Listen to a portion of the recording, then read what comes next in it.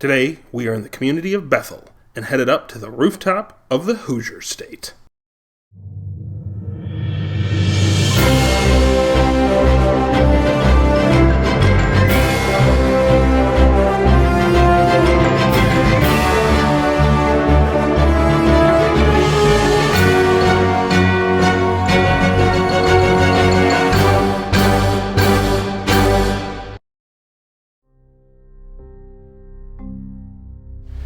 Hi, I'm Skye Marthaler. Welcome to another episode of Rooftops of America. Today, we're heading up to the highest point in Indiana.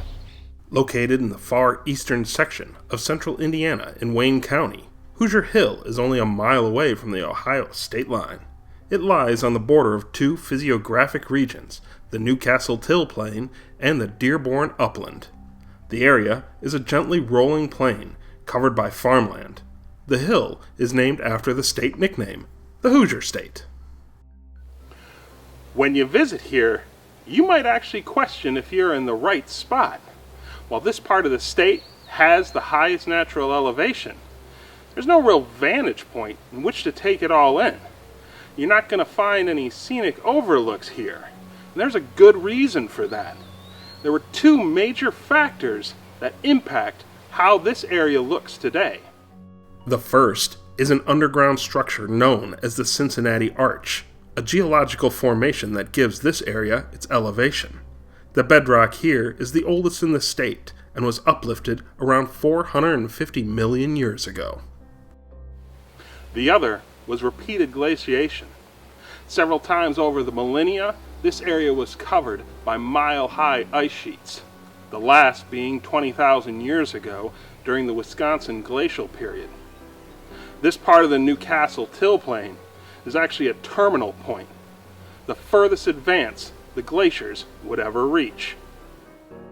As the glacier advanced and retreated, it bulldozed the hills and filled in the bedrock valleys, with the end result being the gently rolling landscape you have today. This area here can best be summed up by an Indianan who extensively studied the state's geography. Charles Dreyer, the 20th century American geographer, gave one of the better descriptions of what a visitor could expect of central Indiana. You may ride upon the railroad train for hours without seeing a greater elevation than a haystack or a pile of sawdust. Interestingly enough, the way the Newcastle Till Plain looks has led to an assumption of sorts that the high point actually lies in the uplands to the south, instead of right here. When you look at a physical features map of the state, the contrasts quickly become apparent.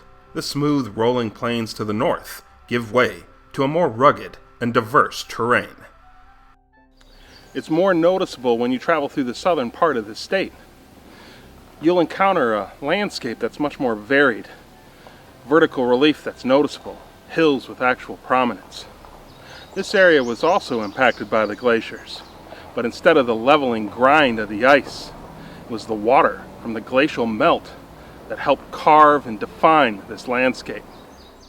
One of the places that tops the list of supposed state high points is here at Weed Patch Hill in Brown County State Park. It's easy to see why people would mistake this for the state high point. It lies in the Knobstone Escarpment that towers over the lowlands to the east. There is a hill that actually needs to be hiked up, and once you get to the summit, there is an observation tower and scenic views to be had. While this place can provide some outstanding views of the area, it still falls 199 feet short of the state high point. Even more surprising, Weed Patch Hill doesn't even break the top 10 highest county high points in Indiana.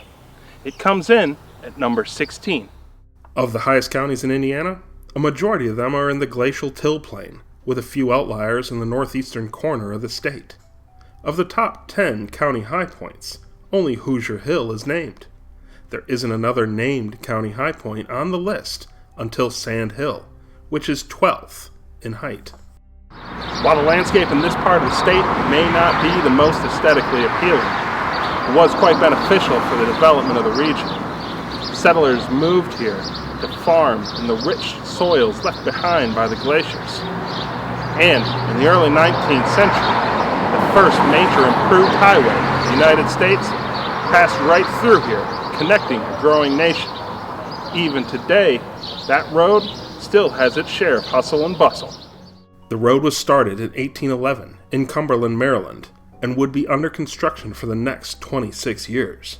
When funding eventually ran out, it would measure over 600 miles long and connect ports in the east such as Baltimore to Vandalia in what was then Illinois Territory. It would be the main route west for thousands of settlers and would become known as the Main Street of America. There was another route that passed through this area as well, not too far from the National Road, though this one was much more secretive. Just a few miles away from the Highpoint, here in Fountain City, you can visit what was referred to at the time as Union Station, or the Underground Railroad. The Underground Railroad was an extensive network of routes and safe houses that first came into existence near the end of the 18th century. With the aid of abolitionists and allies from all walks of life, slaves would make their way north from one station to the next, with the eventual goal of reaching Canada. By the time of the U.S. Civil War, tens of thousands of slaves had journeyed on the route to their freedom. Levi Coffin and his wife Catherine were Quakers and fierce abolitionists. Their house here in Fountain City served as the hub for 3 routes of the Underground Railroad. They even modified it, adding a secret door and expanding the crawl space to better hide runaway slaves. If you made it this far, you'd find a temporary safe haven, shelter, clothing, food, and transportation to the next station. In the 20 years that the Coffins made this their home, they helped 2,000 men, women, and children escape the shackles of slavery. Now, let's turn our attention to Hoosier Hill. While Hoosier Hill may be overshadowed by other more prominent hills in the state, it's not without its own charms. You don't have to go far east of here to find a point of higher elevation. Campbell Hill, the high point of Ohio, is only about an hour-and-a-half drive away and is almost 300 feet higher. But if you were to head due west on U.S. Highway 36, it's another story. You won't find a higher point until you are in Brown County, Kansas, almost 600 miles away. For high pointers, this place has a unique fact associated with it. Arthur Harmon Marshall, the first person to complete all state high points, finished his task by standing on this one in July of 1936. That said, his journal entry reflected a bit of hesitancy, as Marshall wrote, "I believe I was on the summit of Indiana, but I still don't know where that was located." Marshall actually stood on multiple locations in this immediate area to ensure that he had reached Indiana's highest point. And funny enough, this place still has never been officially benchmarked. On a personal note, this high point actually has a bit of significance for me as well. This was the place where I reached the decision in August 2013 to pursue the 50-state high point adventure. Over the years, access to this spot has been a bit of a mixed bag. At times, it was more restricted and fenced in. It was even in jeopardy from the state of Indiana, who at one point was considering putting a landfill in this location. In 2005, Kyle Cummings, a Kentucky Boy Scout, made it his Eagle Scout project to make Hoosier Hill more accessible for everyone. With the help of local businesses, he transformed this spot from an isolated and overgrown area into one that was more open and enjoyable for all, adding a picnic area, signage, a nature trail, and even places to park. After the sign was repeatedly stolen, it was replaced a few years later with the engraved boulder currently on site. As for the landfill, well, the state put that next door in Randolph County, and it may soon surpass this area in height, which has caused a little bit of consternation. Nobody wants their high point to be a heap of trash. But you don't have to worry about visiting a garbage pile. Remember, it's the natural high point that's the one that counts. Getting to the high point from Bethel is just a quick drive away.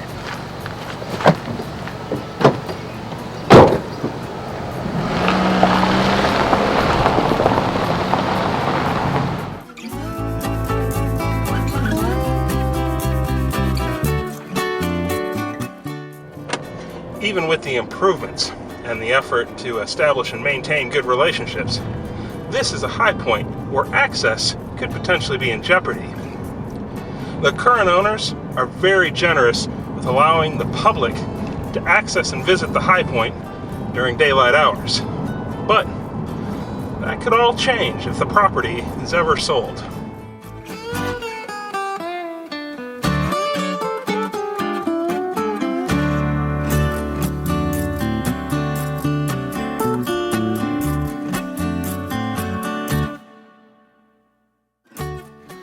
When you get here, accessing the high point is really straightforward. Once you park your car, the summit area for Hoosier Hill is just in that grove right behind me. Now, keep in mind, this is private property, so please be respectful and leave no trace. Let's go check it out.